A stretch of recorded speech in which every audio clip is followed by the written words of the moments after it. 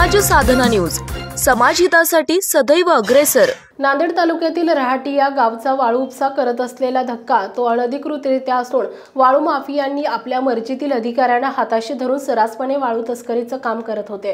पण गावकऱ्यांनी या अनधिकृत वाळू वाहतुकीला विरोध करत काल दिनांक 20 फेब्रुवारी 2025 रोजी रात्री 11:15 वाजता वाळू वाहतूक करणाऱ्या 6 हायवा पकडून लिंबगाव पोलीस स्टेशन अंतर्गत गुन्हा नोंद करण्यात आला आहे। सदरील प्रकरणांमध्ये फिर्याद लिंबगाव पोलीस स्टेशनचे एपीआय मुंजाजी दळवे यांनी दिलेल्या फिर्यादीनुसार गुन्हा रजिस्टर नंबर 14/2025 कलम 303(2)35 BNS यात एकूण 12 आरोपींचा समावेश आहे। यात एकूण मुद्देमाल 91,05,000 रुपये असा जप्त करण्यात आला आहे।